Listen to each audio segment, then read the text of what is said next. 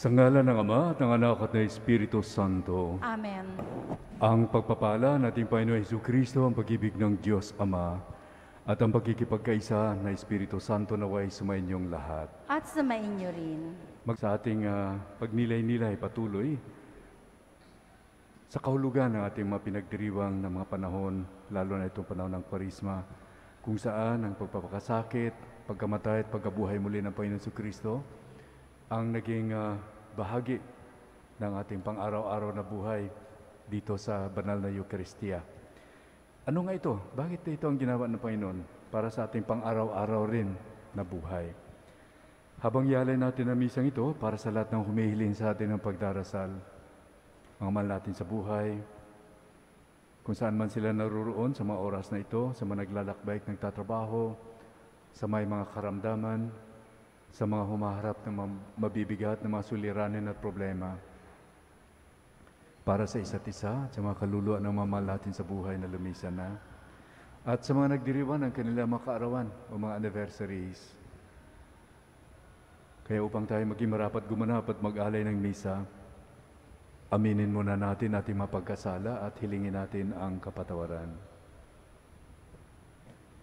Inaamin ko sa makapangyarihang Diyos at sa inyo, mga kapatid, na lubha akong nagkasala sa isip, sa salita at sa gawa, at sa aking pagkukulang, kaya isinasamo ko sa mahal na Birheng Maria, sa lahat ng mga anghel at mga banal, at sa inyo, mga kapatid, na ako'y panalangin sa Panginoong ating Diyos.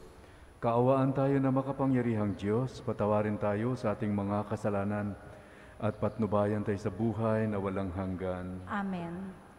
Panginoon, kaawaan mo kami. Panginoon, kaawaan mo kami.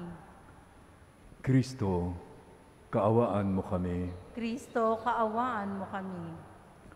Panginoon, kaawaan mo kami. Panginoon, kaawaan mo kami. Manalangin tayo. Ama naming makapangyarihan, ipagkaloob mong kami maging handa para sa Pasko ng pagkabuhay ng iyong anak, upang nga aming inakong kusang pagtitiis ay magbunga ng wagas na pagmamalasakit sa pamamagitan ng Jesucristo kasama ng Espiritu Santo, magpasawalang hanggan. Amen.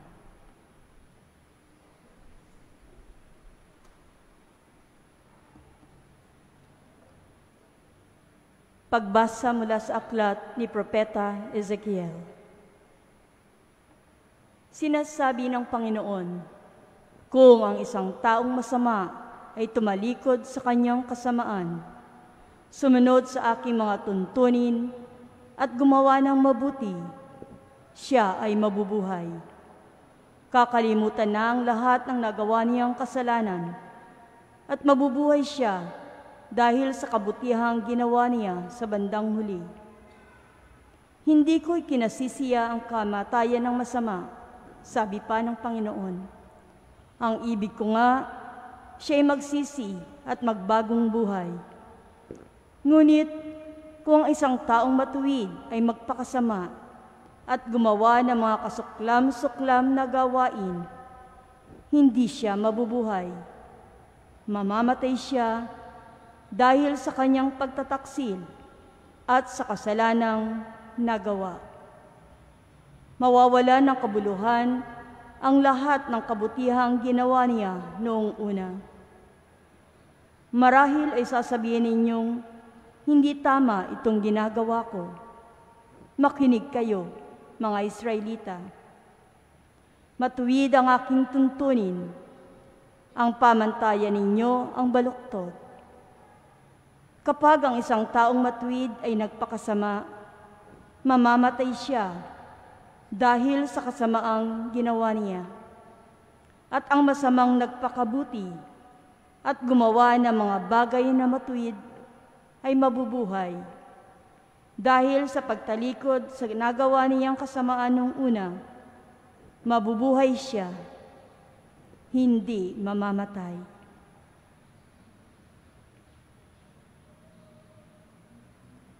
Ang salita ng Diyos. Salamat sa Diyos.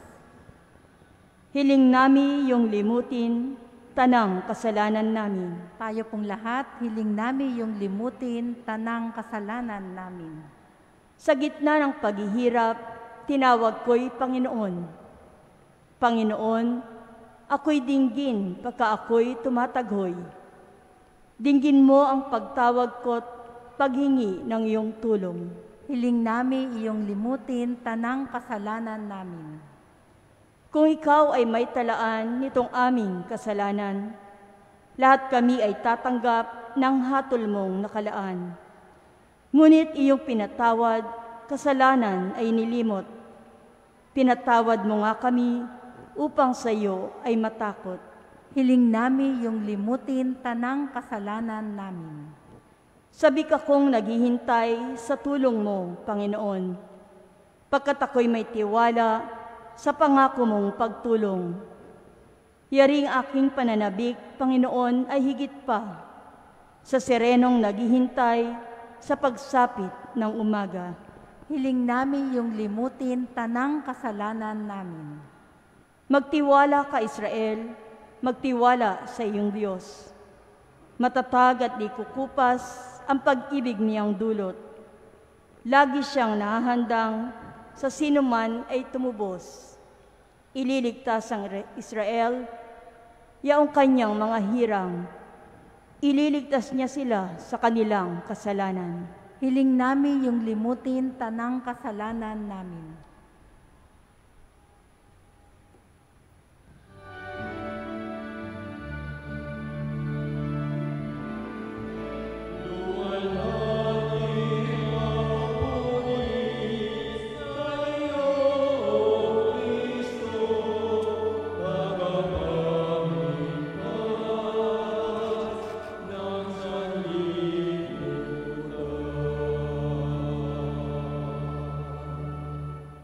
Sinabi ng poong mahal, kasamaan ay layuan, kasalanay pagsisihan, kayo ay magbagong buhay, magbalik loob na tunay.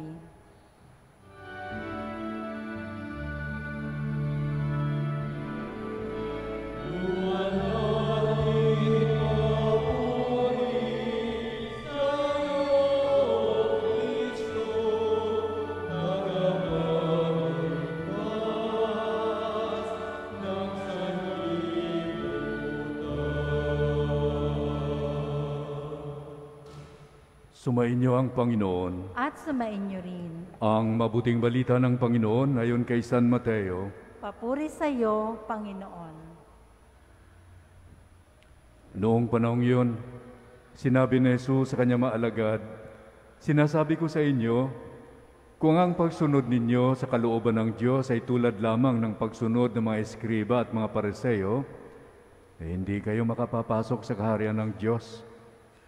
Narinig ninyo na noong unay inuutos sa mga tao, huwag kang papatay. Ang sino mang makamatay ay mananagot sa hukuman. Ngunit ngayon sinasabi ko sa inyo, ang mapuot sa kanyang kapatid ay mananagot sa hukuman. Ang humahamak sa kanyang kapatid ay mananagot sa Sanhedrin. Ang sino mang magsabi sa kanyang kapatid, ulol ka, ay mapapasa apoy sa impyerno. Kaya't kung naghahandog ka sa Diyos at maalaala mo na may sama ng loob sa iyo ang kapatid mo, iwan mo muna yung handog sa harap ng dambana at makipagkasundo ka sa Kanya, saka ka magbalik at maghandog sa Diyos. Kung may magsakdal laban sa iyo sa hukuman, makipag-ayos ka sa Kanya habang may panahon pa, bago Kanya iharap sa hukom, at kung hindi, ibibigay Kanya sa hukom, na magbibigay naman sa iyo sa tanod, at ikaw ay mabibilanggo. Kaya sinasabi ko sa inyo, hindi ka makalalabas doon hanggat hindi mo mababayaran ang kahuli-hulihang kusing. Ang mabuting balita ng Panginoon. Pinupuri ka namin, Panginoong Hesukristo. Bakit nga ba pabalik-balik ang ating pagdiriwang dito sa simbahan ng ating mga ginagampanan? Ngailang buwan lamang nagkaroon tayo ng Pasko, tapos ito na, Kwaresma, ilang buwan na namang darating ay Pasko ng Pagkabuhay, At paikot-ikot yan hanggang sa sunod taon, hanggang sa walang katapusang panahon siguro. Dahil 2,000 taon na itong ginagawa ng simbahang Katoliko. Bakit nga ba? Ano nga ba ang dahilan na sa ating pananampalataya, ito ang makita natin sa ating kaugalian, sa ating pananampalataya, liturhiya, pagdiriwang ng ating pananampalataya. Ito lang, lalo na sa unang pagbasa kung si Ezekiel nagpaalaala sa mga tao sa Israel. Itong aklat ni Ezekiel, ay mahabang panahon nitong nasulat. Ang laman nito, bago pa na nabihag ang mga Israelita, mga 600 taon bago sila nabihag. May bahagi dyan na tungkol doon sa hindi pa sila nabihag.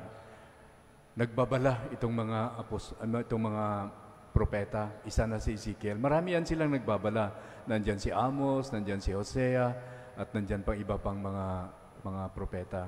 Si Isaiah, at ito si Ezekiel, kabahagi ng sulat ni Ezekiel.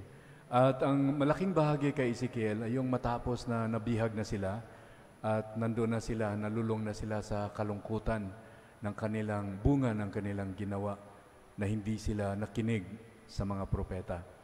At ito nga ang kanyang babala, na kung hindi kayo magbago, ay mapahamak talaga kayo.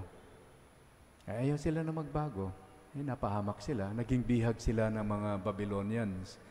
At hindi lamang bihag, iilan lang ang tinira sa kanila, decimated. Ibig sabihin na 1% na lang ang natira sa kanila. Kasi ang decimal, yan kinuha natin, 1/10. Ibig sabihin, decimated sila, ibig sabihin, tinanggal talaga ang marami sa kanila. Kaya ang mga natira, dinala, binihag doon sa Babylonia, ginawang mga alipin. Kaya sila, habang nandun sila sa Babylonia, nagtatanong sila, bakit nga ba ginawa ito ng Panginoon? Ito na, binalikan sila ni Ezekiel, di ba? Sinabi ko sa inyo, ang unang Ezekiel, di ba sinabi yan sa inyo? Kung hindi kayo magbago, ito ang daranasan nyo, ito ang hahantungan nyo. Mapahamak kayo. Ayan, napahamak na kayo. Magtatanong kayo, anong ginawa ng Diyos sa inyo? Anong ginawa mo bilang anak ng Diyos, bilang katipan ng Diyos? Kaya itong ating ebanghelyo ngayon, papaalaala rin ang kalubusan ng ating pagiging tagasunod kay Kristo. Nabinyagan tayo sa ngalan ni Kristo, bawat sa atin ay Kristiyano. Meron ba ritong hindi Kristiyano? Lahat tayo, sa ating pangunguros, pinapahayag natin yan na tayo Kristiyano.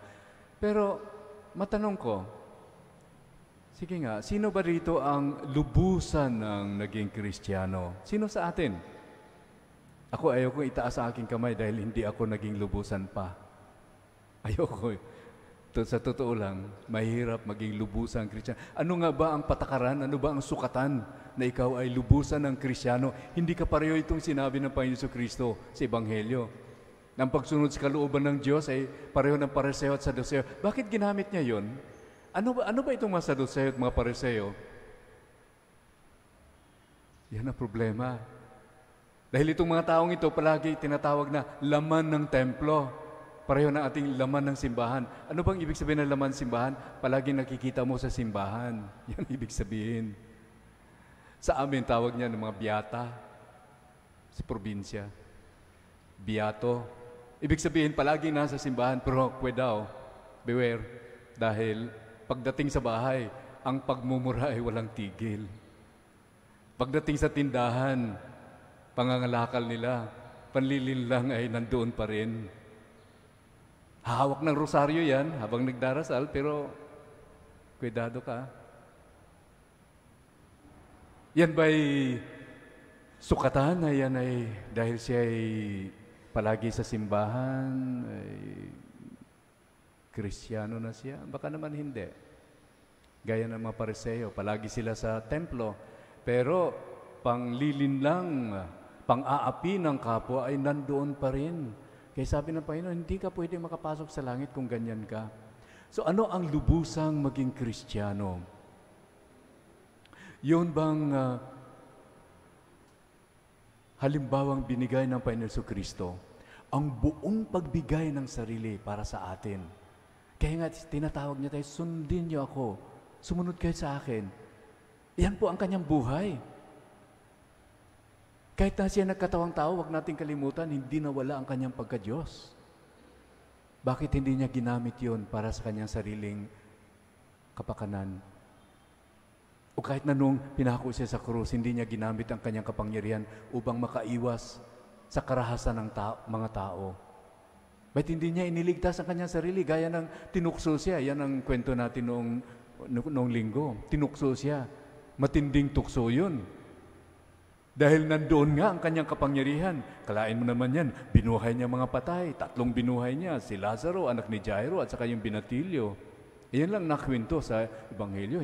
Hindi nasama yung mga, kaya sinabi ni San Juan sa kanyang huling bahagi ng kanyang Ebanghelyo. Kung kukwento ko sa inyo, sasalay ko sa inyo ang tungkol sa ginawa ni Kristo, ang kanyang buhay, ang buong mundo ay hindi pa sapat. Marami pang ginawa niya, kababalaghan. 5 pirasong tinapay, 1,000 mga tao pinapakain. Daan-daang mga tao dumadagsa, nagpagamot sa kanilang mga karamdaman. Ginamot niya yun. Ngunit, nung ipinako siya sa krus, hindi niya magamit ang kanyang kapangyarihan? O hindi magamit? O sadyang ayaw gamitin? Dahil pang sarili lang yun. Hindi niya magamit para sa kanyang sarili. Kusang loob niyang pinili na ayaw niyang gamitin yun. Yun ang dahilan. At yun ang kanyang paanyaya sa atin, sundin niyo ako, ang buong pagbigay ng sarili para sa kapwa. Kaya kung ang graduation natin, sabihin natin bilang Kristiyano, na matawag na tayong lubusan ng Kristiyano, ay grade 20 baga, saan ka na ngayon? Anong grade ka na? Dahil may mga tao, alam niyo, namatay na lang sila, hindi pa naka-grade 1 bilang Kristiyano. Dahil ang kanilang kaugalian ay talagang hindi maka-Kristiyano. Tayo lamang, tayo Pilipino. Pinagmayabang natin yan, 500 years of Christianity.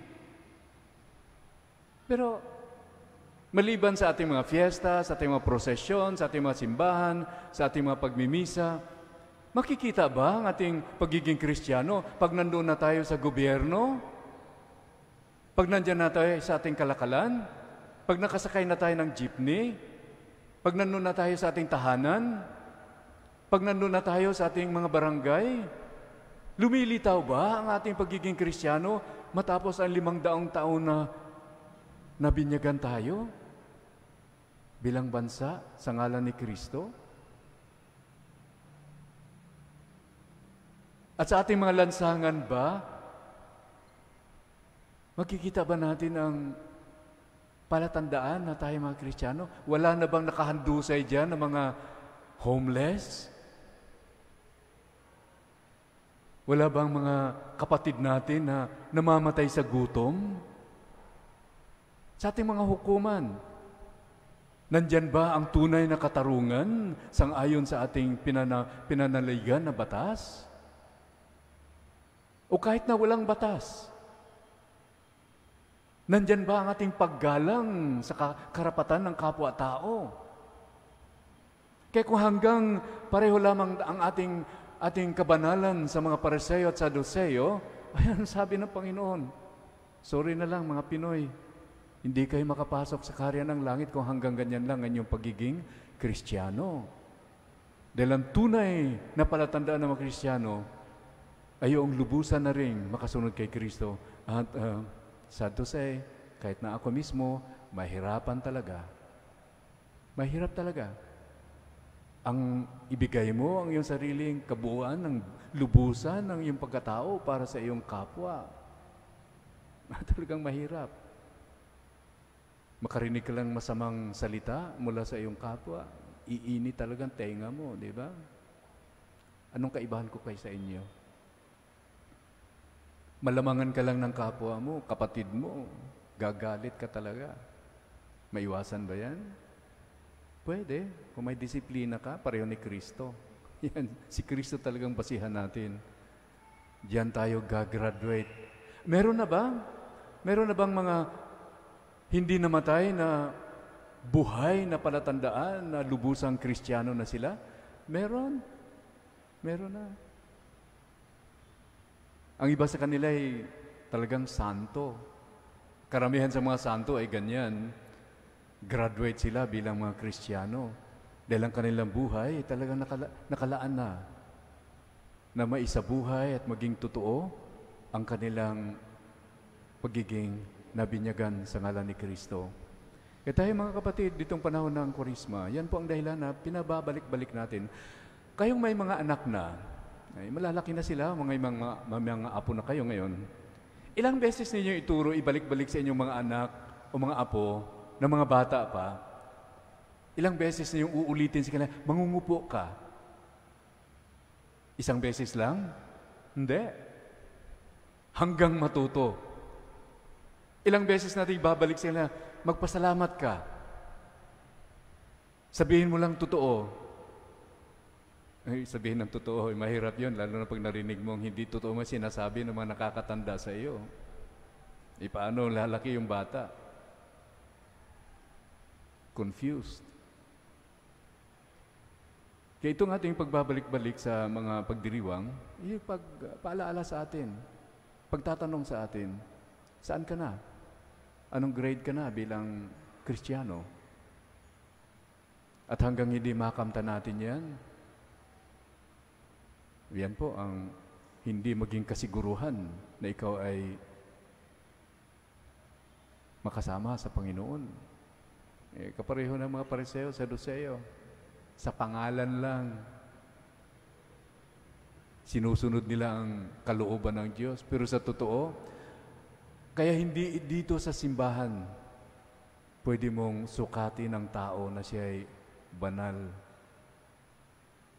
Doon sa iyong tanggapan, doon sa inyong lansangan, doon sa inyong tahanan, doon kung saan nakasalamuha mo ang kapwa mo tao at naisabuhay mo ang totoong kahulugan bilang mga anak ng Diyos, kinakapatid ni Kristo.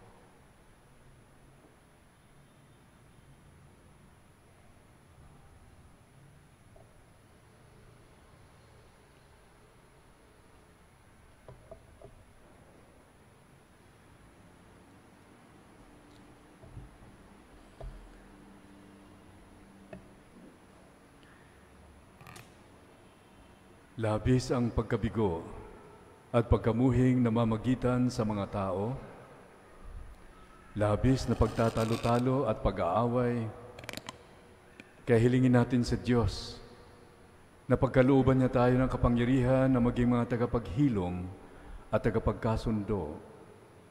Sa bawat panalangin nating tutugon, Ama, biyayaan mo kami ng kapayapaan. Ama, biyayaan mo kami ng kapayapaan. Ang simbahan naway maging kasangkapan ng pagkakasundo, pagpapatawad, pagpapagaling, at pagkakaisa ng mga tao at bansang nakikipagdigmaan. Manalangin tayo sa Panginoon. Ama, biyayaan mo kami ng kapayapaan. Ang mga pinuno ng pamahalaan naway magpasimula ng mga proyektong magtataguyod ng katarungan, kapayapaan, at pagkakaisa sa mga tao. Manalangin tayo sa Panginoon. Ama, biyayaan mo kami ng kapayapaan. At tinawang iwasan ang paghihiganti, karahasan, at pag-aaway na bunga ng hidwaan, ideolohiya o pananampalataya. Manalangin tayo sa Panginoon. Ama, biyayaan mo kami ng kapayapaan. Tayong lahat naway matutong magpatawad mula sa puso. Manalangin tayo sa Panginoon. Ama, biyayaan mo kami ng kapayapaan. Ang mga may karamdaman sa isip at katawan, naway magtamo ng kagalingan ng Espiritu sa pamamagitan ng pagpapatawad. Manalangin tayo sa Panginoon. Ama, biyayaan mo kami ng kapayapaan. Diyos na aming Ama, tulungan mo kaming makita ang bawat isa ayon sa iyong paningin upang tanggapin at itaguyod namin ang isa't isa alang-alang sa iyo. Hinihiling namin ito sa pamamagitan ni Kristo na aming Panginoon. Amen.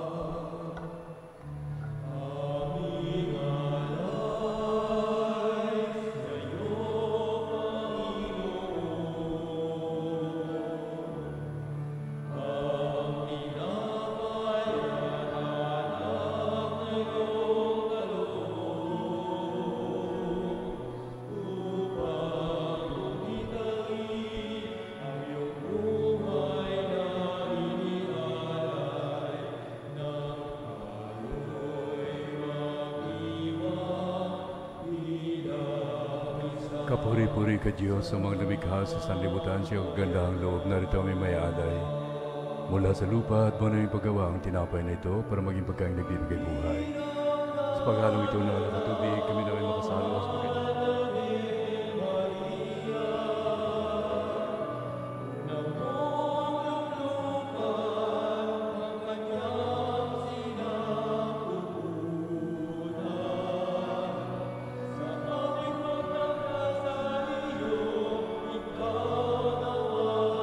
Kapuri-puri ka Diyos sa mga lumikha sa sanlibutan sa iyong gandang loob. Narito may mayalay mula sa katas ng ubas at buwan ay pagawang alak na ito para maging inumin ibibigay na iyong Espiritu.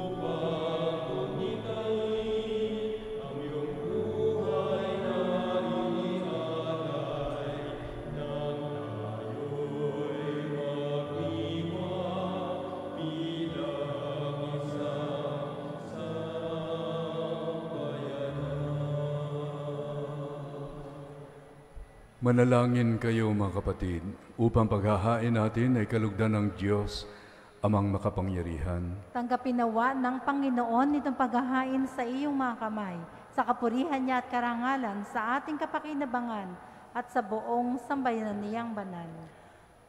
Ama naming lumikha, tanggapin mo ang aming mga alay na niloob mong magdulot ng iyong pagkikipagkatipan, upang ito ay aming mapakinabangan bilang tagapagbigay ng iyong paglingap at pagmamahal sa pamamagitan ng Jesucristo kasama ng Espiritu Santo, magpasawalang hanggan. Amen. Sumainyo ang Panginoon. At sumainyo rin. Itaas sa Diyos sa inyong puso at diwa. Tinaas na namin sa Panginoon. Pasalamatan natin ang Panginoong ating Diyos. Marapat na siya ay pasalamatan.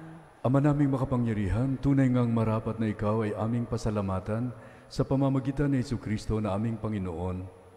Sa pagbabakasakali mong kami bubuti, isinugo mo sa Jesu-Kristo upang pangunahan kami. Bilang pagsunod sa iyong atas na bigay, ipinahayag ng iyong anak ang iyong kalooban na ang mga apit-dukha ay kanyang damayan. Ngayon ay iyong inihahandog ang pagkakataong aming maisaloob ang kanyang ganap at kusang paglilingkod upang sa iyo lagi kaming makasunod. Kaya kaisa ng mga anghel na nagsisiawit ng papuri sa iyo, nang walang humpay sa kalangitan, kami nagbubunyi sa iyong kadakilaan.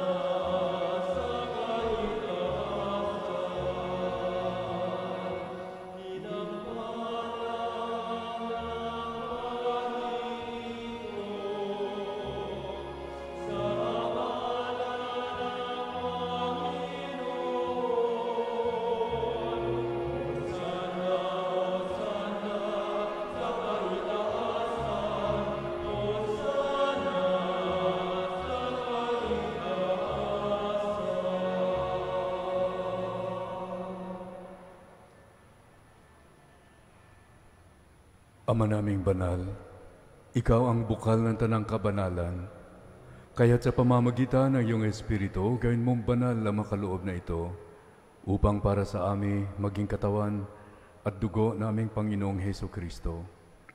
Bago niya pinagtiis ang kusang loob na maging handog, hinawakan niyang tinapay, pinasalamatan kanya, pinaghati-hati niya yon, iniabot sa kanyang maalagad at sinabi, "Tanggapin ninyong lahat ito at kanin. Ito ang aking katawan na ihahandog para sa inyo."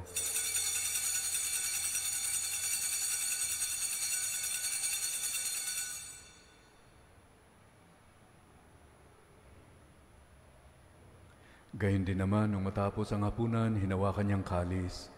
Muli kanyang pinasalamatan. Iniabot niya ang kalis sa kanyang maalagad at sinabi, "Tanggapin ninyong lahat ito at inumin.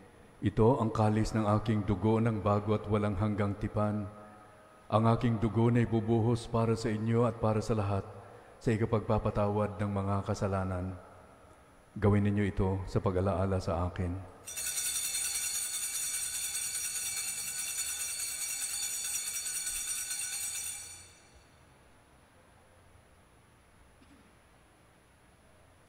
Ang misteryo ng pananampalataya.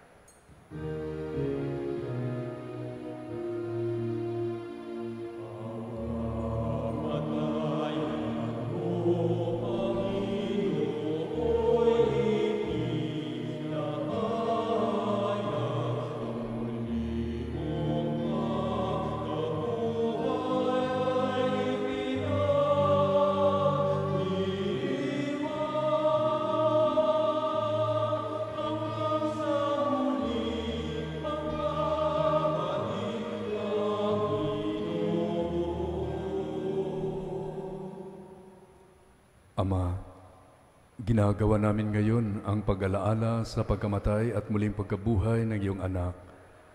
Kaya't iniaalay namin sa iyo ang tinapay na nagbibigay buhay at ang kalis na nakakaloob ng kaligtasan.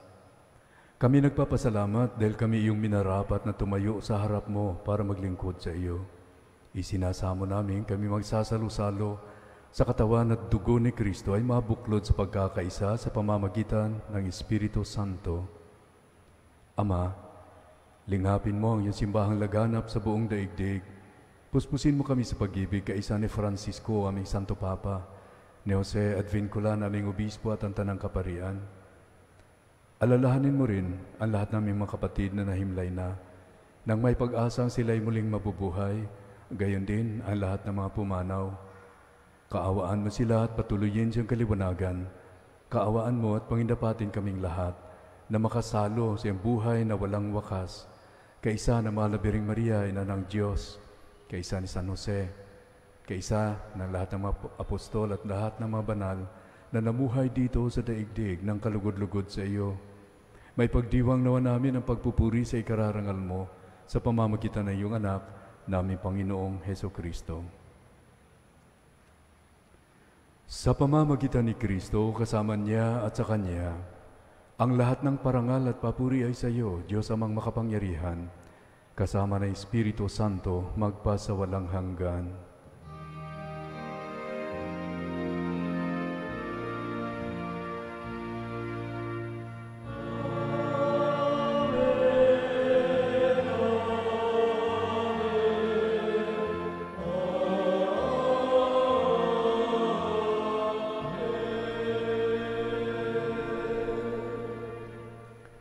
Sa tagubilin naman nagkagagaling na utos sa turo na Jesus na Panginoon natin at Diyos, sambahin natin ngayon ang Ama sa pamamagitan ng panalangin itinuro ng Panginoong Hesus Kristo.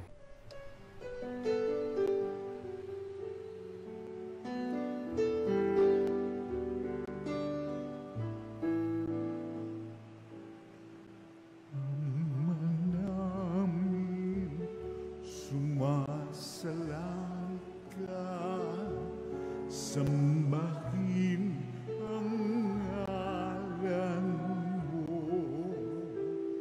mapasa amin ang kaharian mo, sundin ang loob mo, dito sa lupa para ng sala. Bigyan mo po kami ngayon ng aming kakanin sa araw-araw at patawarin mo kami sa mga sala para ng pagpapatawan namin sa nagkakasala sa amin, at huwag mo kaming ipagdulot sa tukso,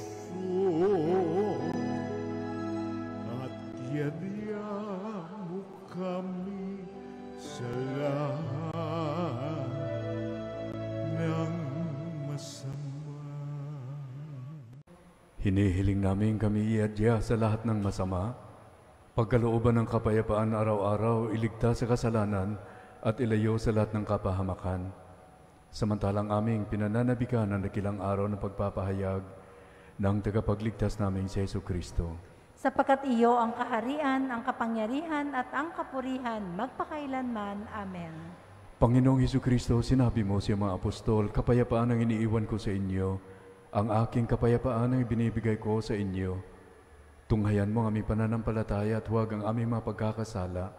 Pagkalooban mo kami ng kapayapaan at pagkakaisa ayon sa iyong kalooban, kasama ng Espiritu Santo magpasawalang hanggan. Amen. Ang kapayapaan ng Panginoon ay laging sumainyo. At sumainyo rin. Magbigayan tayo at magnais ng kapayapaan ni Kristo sa isa't isa. Shalom. Shalom.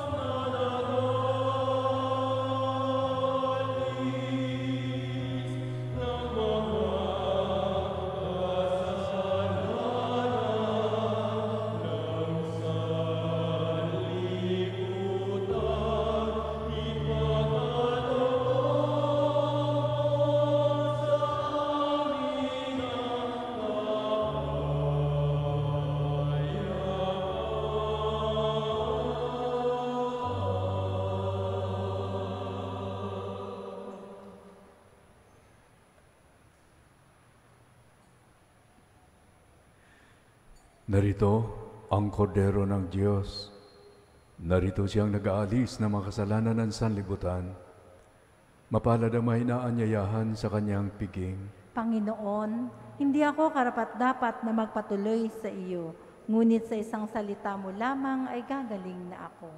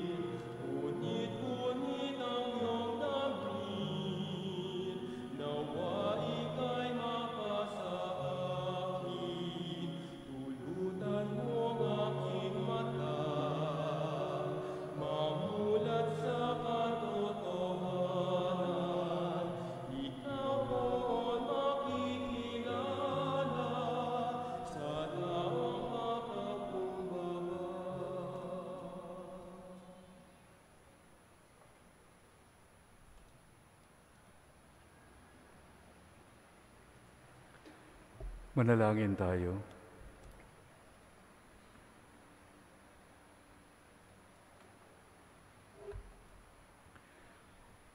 Ama naming mapagmahal, ang banal na pagkikinabang namin ngayon ay magdulot nawa ng kagalingan sa amin na uukol at pagkadalisay ng aming makasalanang kahapon. Kami naway laging makasalo sa habang panahon sa pamamagitan ni Jesucristo kasama ng Espiritu Santo magpasawalang hanggan. Amen. Sumainyo ang Panginoon. At sumainyo rin. Pagpalain kayo ng makapangyarihang Diyos, Ama at Anak at Espiritu Santo. Amen. Tapos na po ang banal na misa, humayaw tayong taglay ang kapayapaan, pagpapala at pag-ibig ng Diyos. Salamat sa Diyos. Isang paanyaya po, ang lahat po ay malugod na inaanyayahan na makiisa sa pagdarasal sa Via Cruces, diyan po sa patio ng simbahan. Pupunta po tayong lahat sa labas, yung mga nagnanais na makiisa sa pagdarasal po ng Istasyon ng Cruz.